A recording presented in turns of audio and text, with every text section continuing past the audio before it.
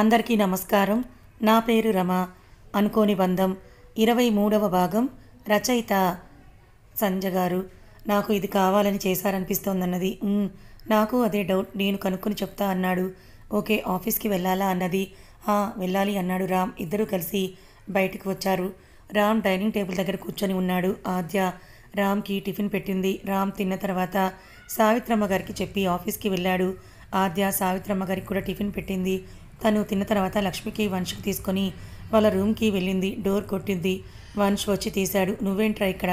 రామ్ ఏం చేస్తున్నాడు అన్నాడు. తన ఆఫీస్కి వెళ్ళారన్నయ్య. మీరు టిఫిన్ తిని రెస్ట్ తీసుకోండి అన్నది ఆద్య. వాడు ఒక్కడే ఇబ్బంది పడతాడు, నేను వెళ్తాను, కానీ నువ్వు లక్ష్మిని చూస్తూ ఉండు అన్నాడు. ఏం అవసరం లేదన్నయ్య, తను చూసుకుంటాడులే, నువ్వు టెన్షన్ పడుకు, వదినని బాగా చూసుకో చాలు అన్నది ఆద్య. వంశ్ నవ్వుతూ ఆద్య తల నిమిరి నువ్వు తిన్నావా అన్నాడు. నేను అమ్మమ్మ కుమార్ తిన్నాం, మీరే ఇంకా తినలేదు అని అన్నది. సరే మేము తింటాం, కానీ లోపలికి రా అన్నాడు. సరే అని లోపలికి వచ్చింది. లక్ష్మి బెడ్ రెస్ట్కి ఆనుకొని కూర్చొని ఉంది. ఆద్యని చూసి చిన్నగా నవ్వింది. ఇప్పుడు ఎలా ఉంది వదిన అని అన్నది.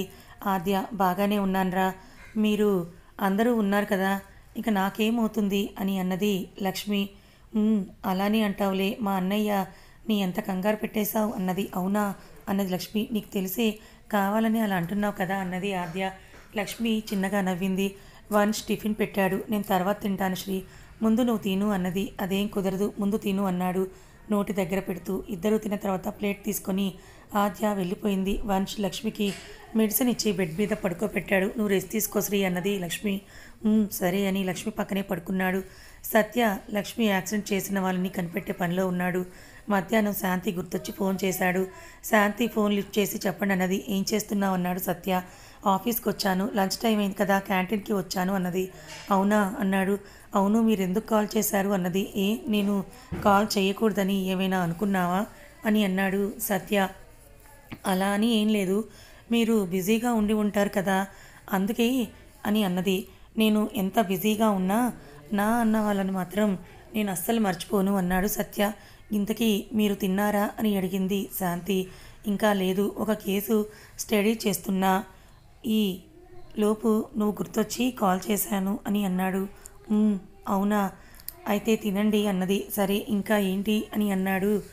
ఏం లేదు, మీరే చెప్పాలి అని అన్నది. అయితే ఈవినింగ్ నీ ఆఫీస్ అయిపోయిన తర్వాత అక్కడే వెయిట్ చెయ్యి, నేను వస్తాను నిన్ను పికప్ చేసుకోవడానికి అని అంటాడు. ఎందుకు అన్నది. చిన్న పని ఉంది అన్నాడు. మరి నాన్నకు చెప్పాలి కదా అన్నది. ప్రతిదీ చెప్పాలా? అయినా మనం డిన్నర్కో పార్టీకో వెళ్ళడం లేదు, నా ఫ్రెండ్ వాళ్ళ వైపుకి బాగాలేదు, చూద్దామని వెళ్తున్నాం అన్నాడు. అయ్యో అవునా, ఏమైంది అన్నది శాంతి. చిన్న యాక్సిడెంట్ అన్నాడు. అవునా, ఇప్పుడు బాగానే ఉందా అన్నది శాంతి. ఓకే, ఇంటికి తీసుకొని వెళ్ళారన్నాడు. సరే ఇంకా ఉంటాను, ఈవినింగ్ మర్చిపోకుండా రెడీగా ఉండన్నాడు.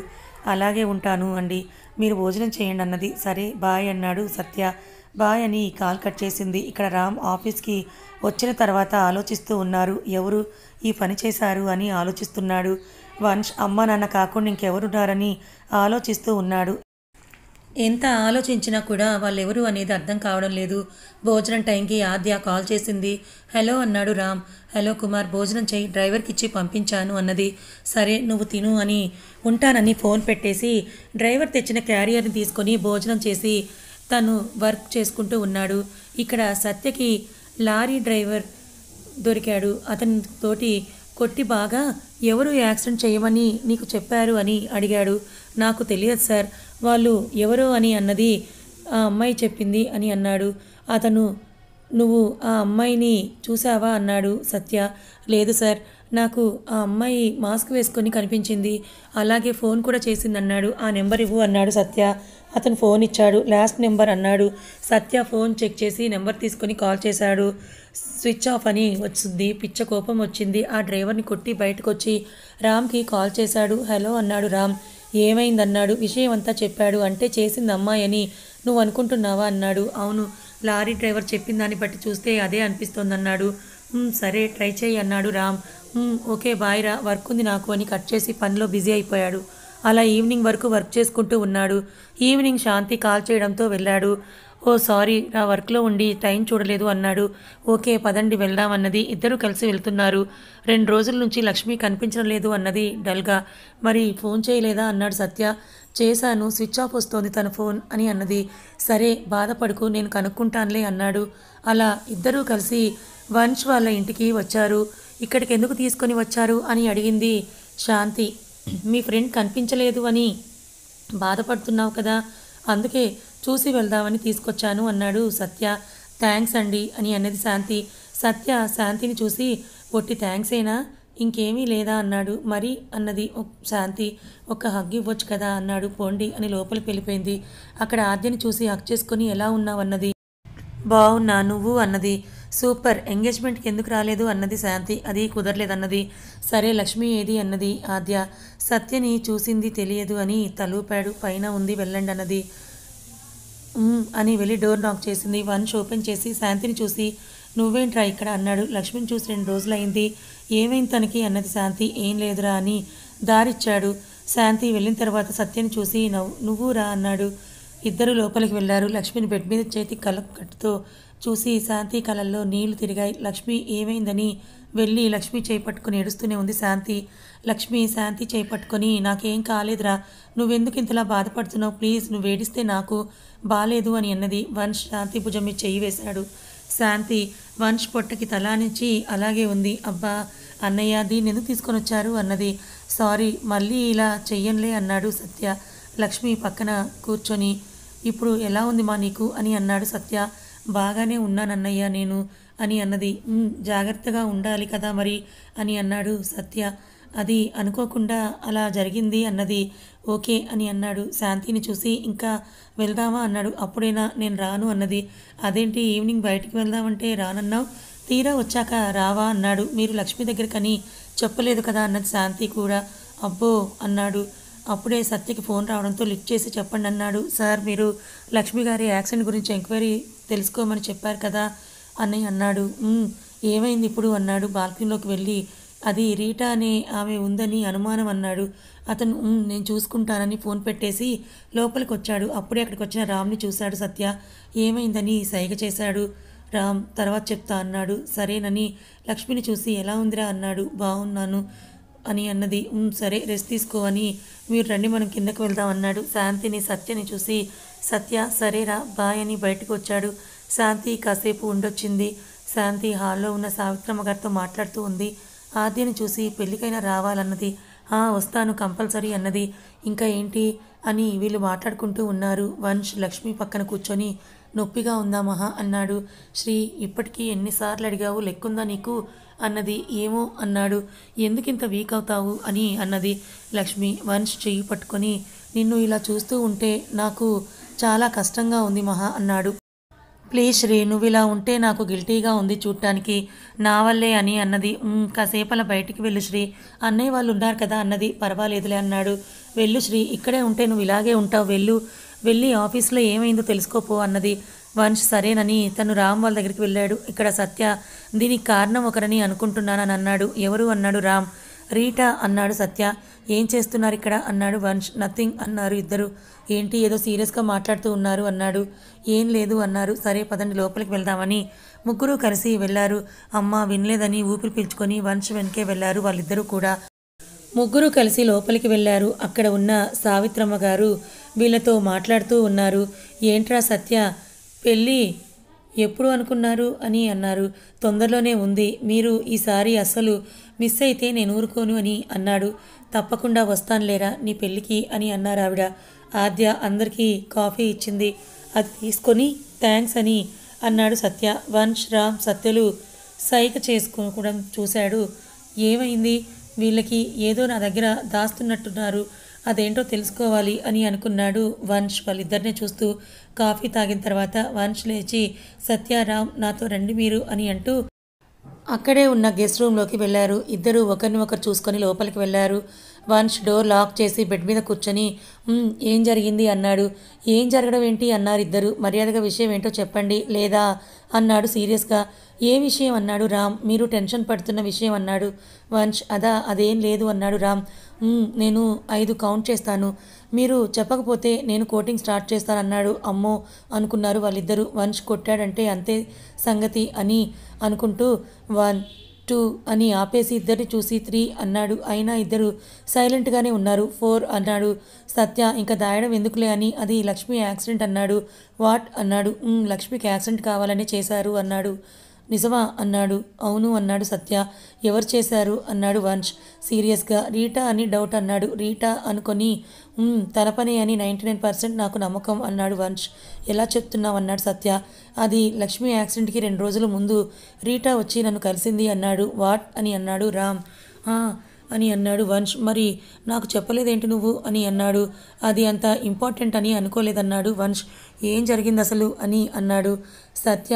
అది మీరు వెళ్ళిపోయిన తర్వాత నేను ఒక్కడినే ఉన్నాను కదా, వర్క్ కంప్లీట్ అయిందని ల్యాప్టాప్ని క్లోజ్ చేసి రూమ్ లాక్ చేసి బయటికి వచ్చాను. అక్కడ నా కార్ దగ్గర రీటా ఉంది. తనని చూసి నువ్వేంటి ఇక్కడ అన్నాను. నీతో మాట్లాడాలి అన్నది. చెప్పు అన్నాను. ఇక్కడ కాదు కాఫీ షాప్కి వెళ్దాం అన్నది. సరే అని ఇద్దరం వెళ్ళిన తర్వాత కాఫీ ఆర్డర్ ఇచ్చి ఇప్పుడు చెప్పు ఏంటి అన్నాను. తను ఆగు అంత కంగారు ఏంటి, కాఫీ తాగి మాట్లాడదాం అన్నది. నాకు చిరాకు వస్తుంది కానీ సైలెంట్గా ఉన్నాను. కాఫీ వచ్చిన తర్వాత తాగి ఇప్పుడు చెప్పు అన్నాను. ఐ లవ్ యూ అన్నది. వాట్ అన్నాను. Yes I love you Vamsh అన్నది. నాకు ఆల్రెడీ మ్యారేజ్ అయిందన్నాను. నువ్వు ఏ విధంగా పెళ్లి చేసుకున్నావు నాకు తెలుసు. తనకి డివోర్స్ ఇచ్చి మనం పెళ్లి చేసుకుందాం అన్నది. Just shut up. తను నా భార్య, నా ప్రాణం. తనని వదిలే ప్రసక్తే లేదు. అండర్స్టాండ్ అన్నాను. అయితే చూస్తూ ఉండు, అది కొన్ని రోజుల్లో పైకి పోతుంది అన్నది రీటా. నాకు కోపం వచ్చి ఒక్కటి పీకి వచ్చేసాను. మళ్ళీ తన గురించి నేను ఆలోచించలేదు అన్నాడు వంశ్. అది ఇన్ని రోజులు ఏం చేసింది? ఇప్పుడు వచ్చి నిన్ను ఐ లవ్ యూ అంటుంది. నాకు కనుక కనిపించాలి అని అన్నాడు రామ్. కూల్ డౌన్ రామ్, మనం ఆలోచించి స్టెప్ వేయాలి. ఎందుకు అంటే మన దగ్గర ఆధారాలు కరెక్ట్గా లేవు కదా అన్నాడు సత్య. మరిప్పుడు ఎలాగా అన్నాడు రామ్. చూద్దాం, ఏదో ఒకటి దారి దొరుకుతుంది కదా అన్నాడు సత్య. వంశ్ ఆలోచిస్తున్నాడు. ఏమైందిరా అన్నాడు రామ్. నా వల్లే మహా అలా బెడ్ మీద ఉందని నాకు చాలా బాధగా ఉంది అని అంటే నువ్వు ఇలా బాధపడతావని నీకు మేము చెప్పాలనుకోలేదు అన్నాడు రామ్. దానికి ఏమైనా అయితే నేను తట్టుకోలేనురా అన్నాడు వంశ్ రామ్ని హక్ చేసుకొని. సత్య వచ్చి వంశ్ భుజం మీద చేయి వేసి ఏం కాదు, మనం అందరం ఉన్నాం కదా, సెక్యూరిటీ కూడా అరేంజ్ చేయడం మంచిది అన్నాడు. అన్నాడు వంశ్. అది కాలేజీలో లవ్ లవ్ అని తిరిగి మనశ్శాంతి లేకుండా చేసింది, ఇప్పుడు మళ్ళీ దాపరించింది అన్నాడు రామ్. అసలు తను ఎప్పుడు పరిచయం రామ్ అన్నాడు. మేము పిహెచ్డి చేయడం కోసం వెళ్ళాం కదా అక్కడ అని అన్నాడు రామ్. సత్యకి చెప్తున్నాడు వాళ్ళ గతాన్ని. కాలేజీలో రీటా పరిచయం. వంశ్ సైలెంట్గా వింటున్నాడు. ఏమైందన్నాడు సత్య. లేదు, నువ్వు లక్ష్మి దగ్గరికి వెళ్తావా అన్నాడు. ఇక్కడే ఉంటాను అన్నాడు రామ్. ఇద్దరూ కలిసి ఇక్కడ పీజీ అయిన తర్వాత యూఎస్ వెళ్ళారు. అక్కడ అన్నీ అడ్జస్ట్ అవ్వడానికి చాలా రోజులే పట్టింది ఇద్దరికి. కానీ స్టడీ కోసం రావడం వల్ల దాని మీద దృష్టి పెట్టారు ఇద్దరు కూడా. కాలేజ్ స్టార్ట్ అయిన కొన్ని రోజులకి రీటా కాలేజ్లో జాయిన్ అయ్యింది. తనకి డబ్బు ఉందనే పొగరుతో అందరినీ తక్కువ చేసి చూసేది. అనుకోకుండా ఒకరోజు వంశుని చూసి తన దగ్గరికి వచ్చి పరిచయం చేసుకుంది. నెక్స్ట్ డే వచ్చి ఐ లవ్ యూ అన్నది. Okay but I'm not interested అని అన్నాడు. కానీ వదలకుండా నాకు ఏం తక్కువ అని అన్నది రీటా. మన వాడికి కళ్ళ ముందు ఆడపిల్లలు ఆనరు అని అంటే అక్కడి నుంచి వచ్చేశాడు. అందరూ నవ్వారు ఆ మాటకి. కాలేజ్కి రావడం, రోజు వంశ్ దగ్గరికి రావడం, ఐ లవ్ యూ చెప్పడం చేస్తూ ఉండేది రీటా. అలా ఒకరోజు అనుకోకుండా ఒక అమ్మాయి వచ్చి వంశ్తో మాట్లాడింది. అది కూడా స్టడీ మెటీరియల్స్ గురించి. మన వాడికి చదువు అంటే ఉన్న పిచ్చితో ఎవరు ఏది అడిగినా చెప్పేసేవాడు. అలా ఆ అమ్మాయికి హెల్ప్ చేశాడు. అది చూసిన రీటా కోపంగా చూసి తన క్లాస్కి వెళ్ళిపోయింది. కానీ ఆ అమ్మాయిని టార్గెట్ చేసింది. వంశ్ వెళ్ళిన తర్వాత తన ఫ్రెండ్స్ని పంపి తను ఎందుకు మాట్లాడిందో కనుక్కొని రమ్మని చెప్పింది. వాళ్ళు వచ్చి ఆ అమ్మాయిని అడిగారు, వంశ్తో మాట్లాడావేంటని. అదా డౌట్ ఉంటే అడిగానంది. తను సరే అని వాళ్ళు వెళ్ళి విషయం చెప్పారు రీటాకి. సరే మళ్ళీ మాట్లాడితే చూద్దామని అన్నది. ఇక్కడ వంశ్ రామ్ కాలేజ్ అయిన తర్వాత ఇంటికి వెళ్ళారు. ఇద్దరూ కలిసి వండుకొని తినేసి వంశ్ వాళ్ళ తాతయ్యకి కాల్ చేశాడు. వాళ్ళు మాట్లాడుకుంటూ కాసేపు పెట్టేసి బుక్స్ తీసుకొని చదివి నిద్రపోయారు. నెక్స్ట్ డే మార్నింగ్ ఇద్దరూ కలిసి టిఫిన్ చేసిన తర్వాత మళ్ళీ కాలేజ్కి వెళ్ళారు. అప్పటికే టైం అవడంతో క్లాస్కి వెళ్ళారు. క్లాస్ అయిన తర్వాత నిన్న మాట్లాడిన అమ్మాయి వచ్చి హాయ్ అని అన్నది. హాయ్ అన్నారు వీళ్ళిద్దరూ కూడా. ఎందుకు అంటే ఆ అమ్మాయి మీద వీళ్ళకి కాస్త మంచి ఒపీనియనే ఉండటం వల్ల వాళ్ళు మాట్లాడుతూ భోజనం చేశారు. అలా ముగ్గురు కలిసి ఫ్రెండ్స్ అయ్యారు. రీటాకి వాళ్ళు అలా కలిసి ఉండడం ఇష్టం లేక ఒక చెత్త ప్లాన్ వేసింది. ఆ అమ్మాయిని బ్యాడ్ చేయాలని అనుకొని తనకి తెలిసిన వాళ్ళకి తనని ఏమైనా చేయాలనుకున్నది చెప్పింది. వాళ్ళు ఓకే అన్నారు.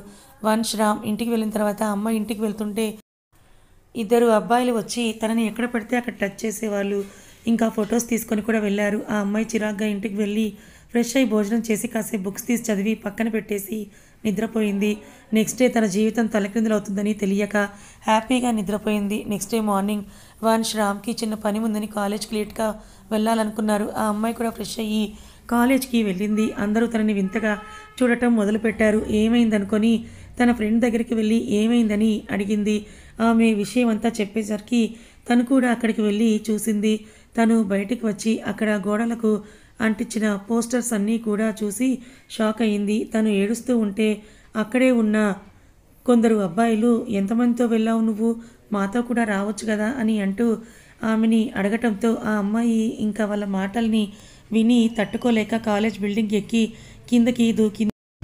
అంతే, ఆ ఫ్లోర్ అంతా కూడా నిశ్శబ్దం. ఆమె వేసుకున్న వైట్ డ్రెస్ అంతా రక్తం కొనవీపురుతో ఉంది. రామ్ వంశ్ మాట్లాడుతూ కాలేజ్కి వచ్చారు. అందరూ గుంపుగా ఉండడం చూసి ఏమైందని వెళ్ళి చూశారు. అక్కడ ఉన్న అమ్మాయిని చూసి నిషా అని ఇద్దరు స్పీడ్గా వెళ్ళి తనని పట్టుకొని చూశారు. ఇంకా నాడి ఆడటం. వాళ్ళు వెంటనే హాస్పిటల్ తీసుకొని వెళ్ళారు. డాక్టర్ అన్నాడు వంశ్. ఆయన చూసి ఏమైందన్నారు. డాబా మీద నుంచి కింద పడిందన్నాడు. ఓకే, మీరు వెళ్ళి ఫీజు కట్టిన నిషాన్ తీసుకొని లోపలికి వెళ్ళారు. వంశ్ ఫీజు కట్టి రామ్ని పిలిచి కాలేజ్కి వెళ్ళి ఏం జరిగిందో తెలుసుకొని రా అని అన్నాడు. సరే అని రామ్ వెళ్ళాడు. వంశ్ టెన్షన్గా అక్కడే ఉన్నాడు. రామ్ కాలేజ్కి వెళ్ళి తన ఫ్రెండ్స్ని పిలిచి ఏమైందిరా అన్నాడు.